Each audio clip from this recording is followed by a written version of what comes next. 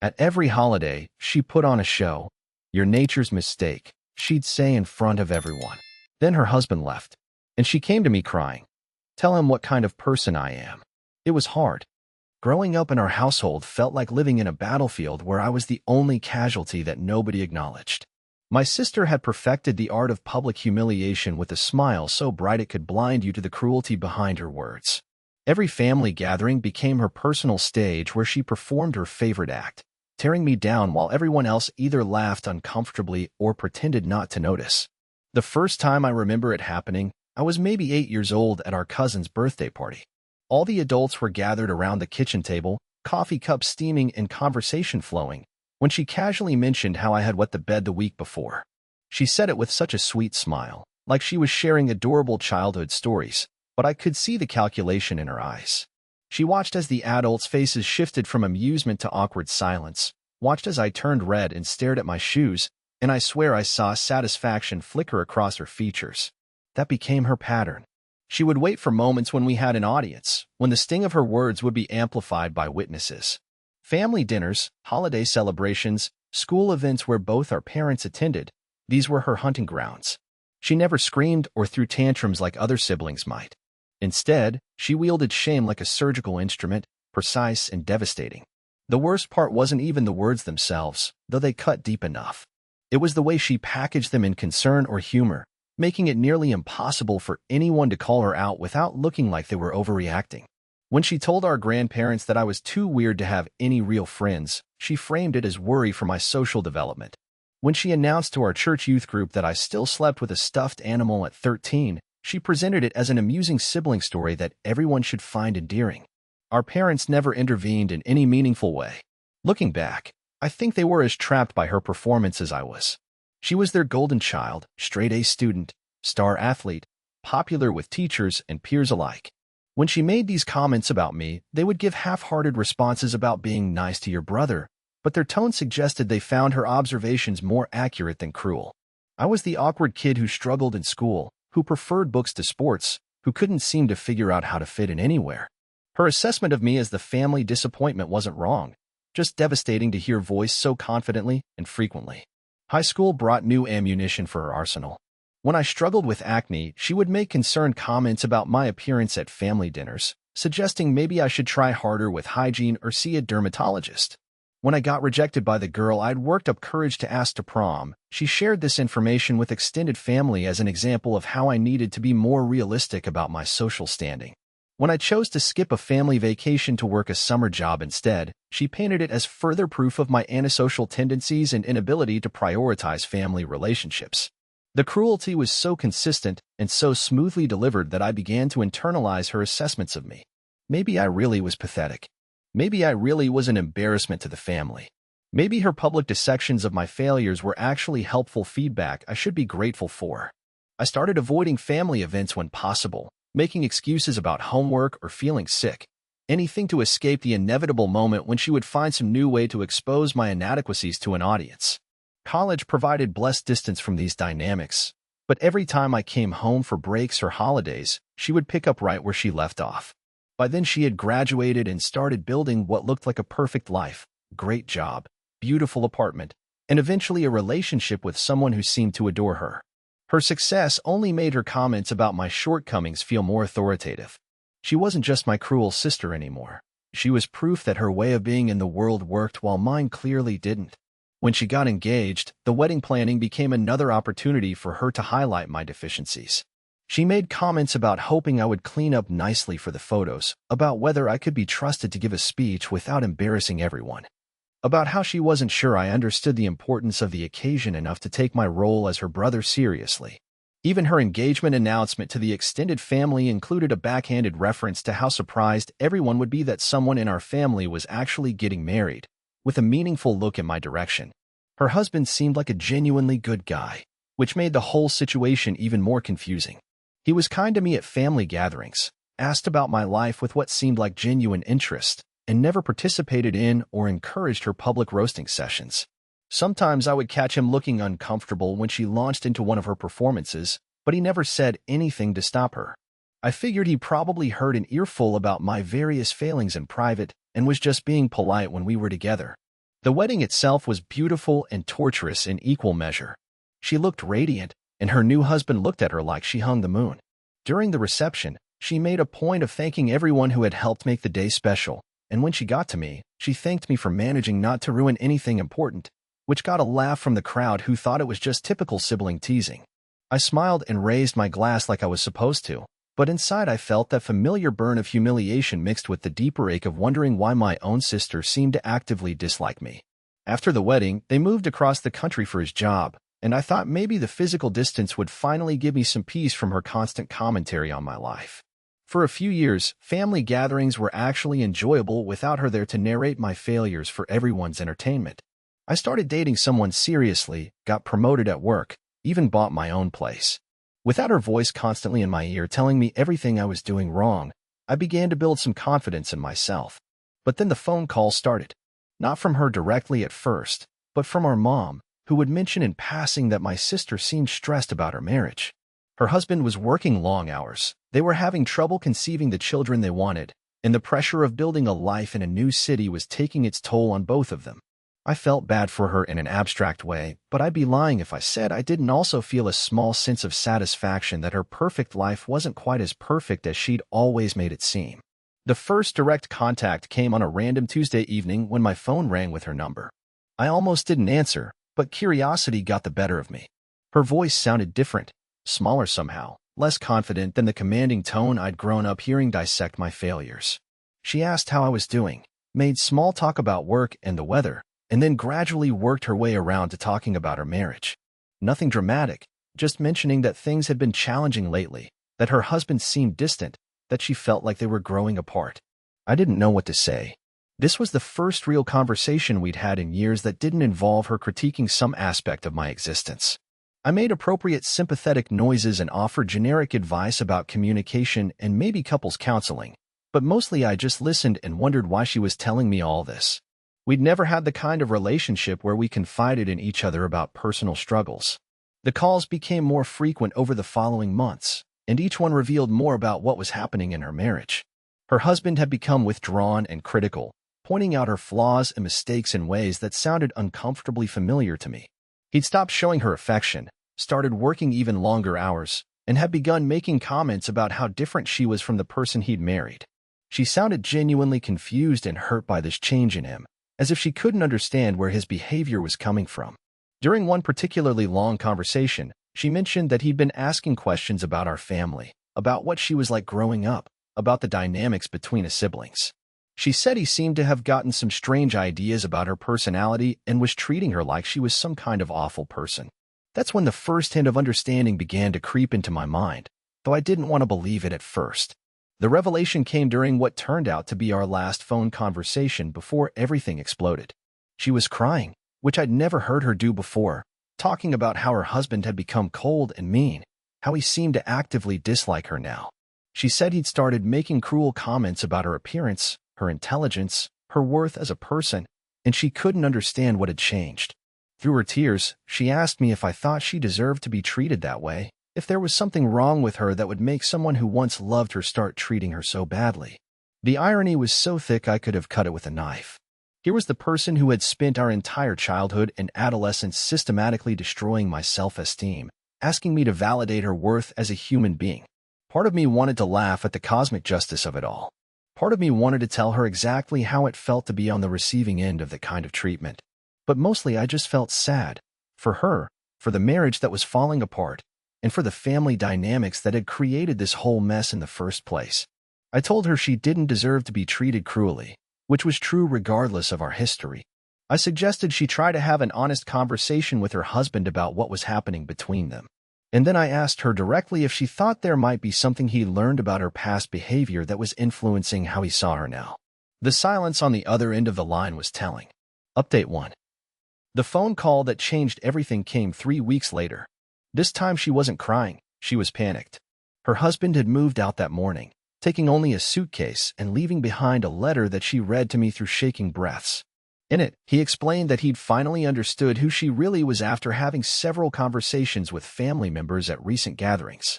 He said he couldn't stay married to someone who had spent years systematically destroying her own brother's self-worth for entertainment. Apparently, during their last visit home, he'd started paying closer attention to how she talked about me and to me. He'd noticed the pattern of casual cruelty disguised as sibling banter. But the real revelation had come when he'd spoken privately with our uncle, who had pulled him aside to express concern about how she treated me. Our uncle had apparently been watching this dynamic for years, feeling uncomfortable but unsure how to address it. When her husband asked direct questions, our uncle had shared specific examples of her behavior going back to her childhood. Her husband had then started connecting dots he'd previously ignored. Comments she'd made about me over the years that he'd dismissed as normal sibling rivalry suddenly looked different when viewed as part of a deliberate pattern of emotional abuse. He'd realized that the person he'd fallen in love with had a capacity for cruelty that she'd hidden from him by directing it exclusively at someone he barely knew. The discovery had shattered his image of her as the kind, loving woman he'd married. She was devastated and desperate. Through her panic, she managed to explain that she'd already tried calling him, texting him, even showing up at his temporary apartment, but he wouldn't engage with her. He told her that he needed time to process what he'd learned and figure out if their marriage could be salvaged. The only thing he'd said that gave her any hope was that he might be willing to reconsider if he could understand why she'd behaved that way and whether she was capable of real change. That's when she asked me for help. She said her husband respected me, had always spoken positively about our conversations at family events, and might be willing to listen if I vouched for her character. She wanted me to call him and explain that she wasn't really the terrible person he now thought she was, that her treatment of me had been misunderstood or taken out of context. She needed me to save her marriage by convincing her husband that the behavior he'd witnessed wasn't representative of who she truly was. The request left me speechless. After decades of being her target, she wanted me to lie to protect her from the consequences of her actions. She wanted me to minimize the very real harm she'd caused me so that her husband wouldn't think poorly of her. The assumption that I would do this, that I owed her this kind of protection, revealed how little she understood about the impact of her behavior or the nature of our relationship. But as I listened to her plead with me, I realized something I hadn't expected. Underneath all that panic and desperation, I could hear genuine fear and pain. For the first time in my life, she sounded vulnerable and small, the way I had felt countless times after her public humiliations. She was experiencing what it felt like to have someone she loved see her as fundamentally flawed and unworthy of affection. The role reversal was complete and devastating. I told her I needed time to think about it, which seemed to give her some hope. After we hung up, I sat in my apartment trying to figure out what I actually wanted to do. The obvious choice was to let her marriage collapse under the weight of her own actions. She had never protected me from the consequences of being her victim. Why should I protect her from the consequences of being my tormentor? She had made her bed through decades of deliberate cruelty, and now she could lie in it. But I kept thinking about that vulnerability in her voice, about how lost and broken she'd sounded. I'd never heard her sound genuinely afraid before. All those years of watching her confidence and success had made me forget that she was human, that she could be hurt and confused and desperate just like anyone else. For the first time, I felt something approaching empathy for her rather than just resentment or fear. I also couldn't stop thinking about her husband and what he must be going through. He'd discovered that the person he'd committed his life to had a side of her personality that was genuinely disturbing. He was probably questioning everything about their relationship, wondering what else he'd missed or misunderstood. If he was anything like the decent guy he'd seemed to be at family gatherings, he was probably struggling with his own sense of guilt about not seeing this pattern sooner or doing something to stop it. After 3 days of thinking it over, I made a decision that surprised even me. I called her husband and asked if he'd be willing to meet me for coffee. I told him I understood he'd learned some things about my sister's behavior that had upset him, and I thought it might be helpful for us to talk about it. He agreed immediately, and I could hear both relief and apprehension in his voice. We met at a coffee shop near his temporary apartment, and I could see the toll this situation was taking on him. He looked exhausted and sad, like someone who'd discovered that a fundamental assumption about his life had been wrong. He started the conversation by apologizing to me, saying he felt terrible about not recognizing what was happening or doing something to stop it. He'd always thought her comments about me were just normal sibling teasing, but once he started really listening and paying attention, he couldn't believe he'd been so blind. I told him he didn't need to apologize, that she'd been very skilled at making her cruelty look like something else. Then I did something I'd never done before. I told someone outside our immediate family about what it had really been like growing up as her target. I described the systematic nature of her public humiliations, The way she perfected the art of destroying my self-esteem while maintaining plausible deniability. I explained how isolated and worthless she'd made me feel, and how those feelings had shaped my entire adolescence and early adulthood. He listened without interrupting, and I could see him connecting what I was telling him with things he'd observed but not understood. He asked thoughtful questions about specific incidents and patterns, trying to get a complete picture of what our family dynamic had really been like. It was clear that he was struggling to reconcile the woman he'd married with the person I was describing, but he wasn't dismissing or minimizing what I was telling him. But then I surprised both of us by telling him something else. I explained that I thought her behavior toward me had come from a place of deep insecurity rather than genuine malice. I told him about growing up watching her excel at everything while I struggled, about how she'd seemed to need constant validation of her superiority to feel secure in herself. I suggested that her cruelty toward me might have been her way of managing her own fears about not being good enough, about not measuring up to the impossibly high standards our family had set for success. This wasn't excusing her behavior or minimizing the damage it had caused, but it was offering a framework for understanding it that didn't require seeing her as fundamentally evil. I told him that I thought she was capable of change, but only if she could acknowledge what she'd done and why she'd done it. I said I believed she genuinely loved him and was probably as confused by her own behavior as he was, that she might have never really examined the pattern of cruelty that had become so automatic for her. The conversation lasted 3 hours, and by the end of it, something had shifted for both of us. He seemed less devastated and more thoughtful, like he'd found a way to understand what had happened without having to completely destroy his image of the woman he'd married. And I felt something I'd never experienced before, a sense of power and agency in my relationship with my sister's life. For once, I wasn't just the victim of her choices. I was someone whose perspective and decisions could actually influence her future. Update 2. Her husband called me 2 days after our coffee meeting to let me know he decided to try working things out with my sister, but with conditions. He wanted her to acknowledge what she'd done to me, to understand why it was wrong, and to make genuine efforts to change the dynamic between us. He also wanted her to start seeing someone to help her understand why she'd developed these patterns of behavior and how to develop healthier ways of dealing with her insecurities. More importantly for me, he wanted us to have a real conversation about our relationship, not her asking me to save her marriage, but an honest discussion about the years of harm and whether there was any possibility of building something better between us.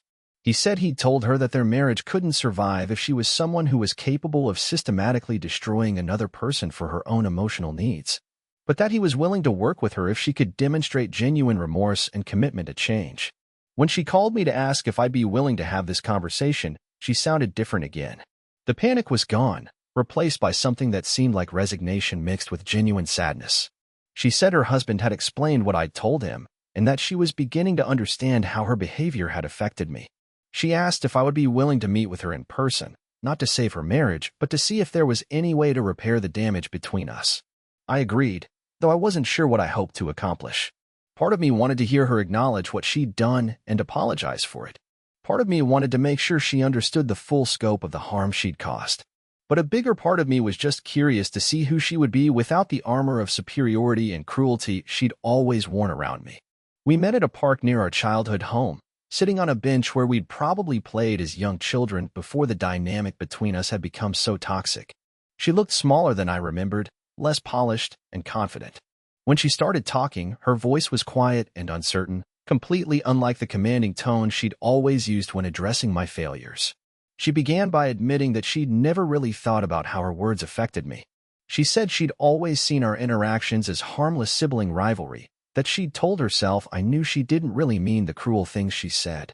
But listening to her husband describe what I'd told him had forced her to see those same interactions from my perspective, and she was horrified by what she'd discovered about herself. The breakthrough came when she started crying and told me that she'd spent our entire childhood feeling like she was competing with me for our parents' love and attention. She said she'd been terrified that if she wasn't perfect, if she wasn't clearly superior to me in every way, our parents would stop seeing her as special. The cruelty toward me had been her way of maintaining distance between us, of making sure there was never any question about which of us was more worthy of love and pride. But she'd never considered that her actions might actually damage me rather than just establishing her dominance. She'd thought of me as resilient and unaffected by her comments, partly because I learned to hide my reactions and partly because she'd needed to believe that to justify her behavior. Realizing that she'd actually harmed someone she was supposed to love and protect had shattered her self-image in a way that was clearly devastating for her. She apologized then, not the casual sorry you might offer for stepping on someone's foot, but a deep, anguished acknowledgement of harm done. She said she understood if I could never forgive her, that she didn't deserve forgiveness, but that she wanted me to know she was committed to becoming someone different. She talked about the person she wanted to be, someone who built others up instead of tearing them down, someone who could love without needing to establish superiority. I found myself in the strange position of comforting the person who had tormented me for most of my life. Something about her genuine anguish and remorse touched a part of me that I'd thought was permanently closed off to her. I told her that I appreciated her apology and that I could see she was sincere about wanting to change. I also told her that rebuilding trust between us would take time and consistent different behavior, not just good intentions. But then something unexpected happened. As we continued talking, I began to see glimpses of who she might have been if she hadn't been so consumed by fear and insecurity. She was actually funny when she wasn't using humor as a weapon. She was thoughtful and introspective when she wasn't performing superiority.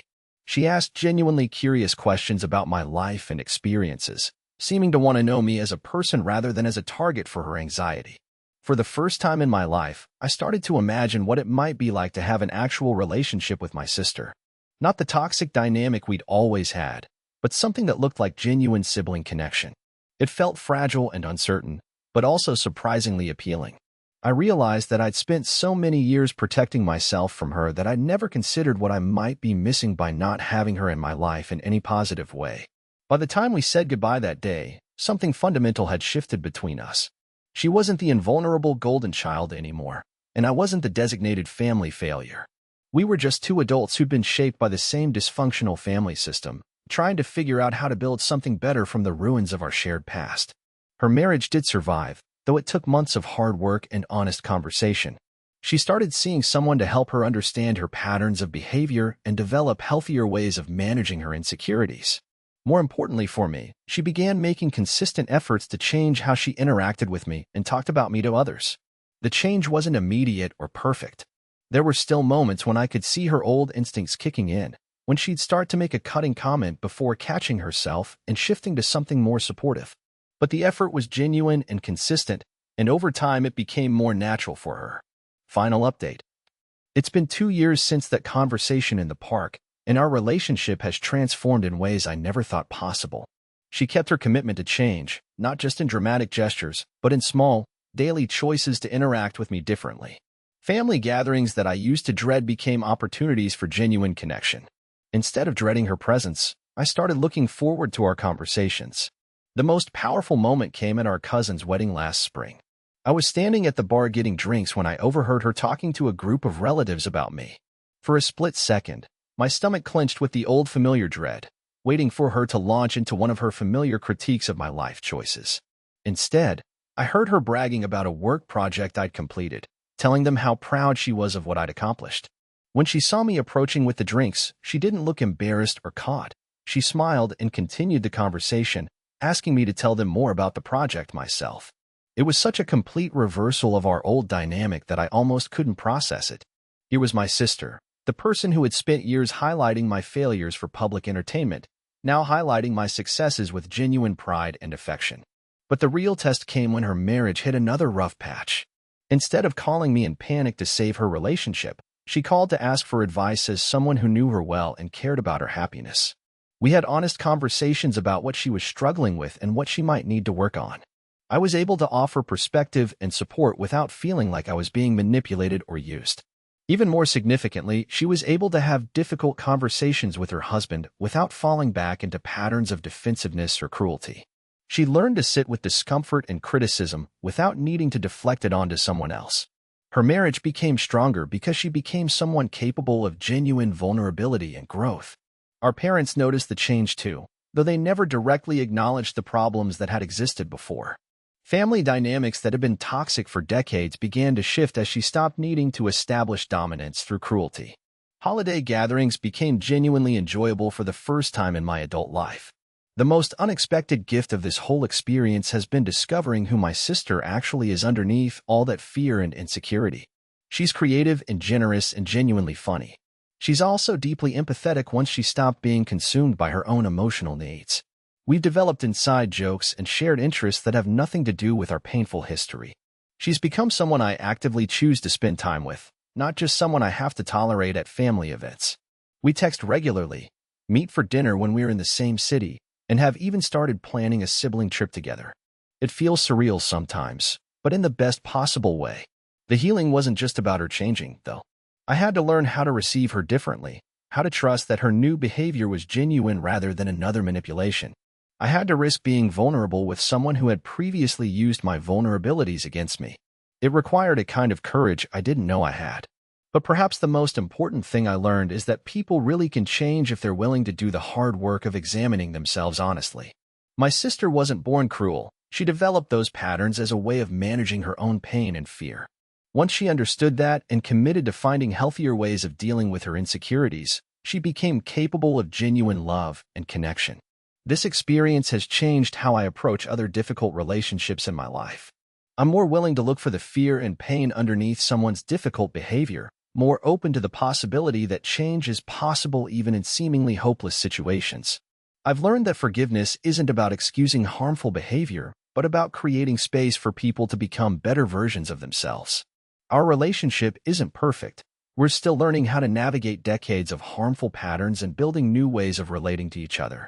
But it's real in a way it never was before. For the first time in my life, I have a sister who sees me as someone worthy of love and respect, and I have the capacity to see her the same way. Looking back, I think the moment that saved both her marriage and our relationship was when I chose to help her despite our history. Not because she deserved it, but because helping her was the right thing to do. That choice opened up possibilities neither of us had imagined and proved that it's never too late to rewrite the story of a relationship. Sometimes the people who hurt us most are also the people most capable of loving us well, once they learn how. My sister had to lose almost everything to find the motivation to change, but once she did, she became one of the most important relationships in my life. It's a reminder that healing is always possible, even from the deepest wounds, if both people are willing to do the work.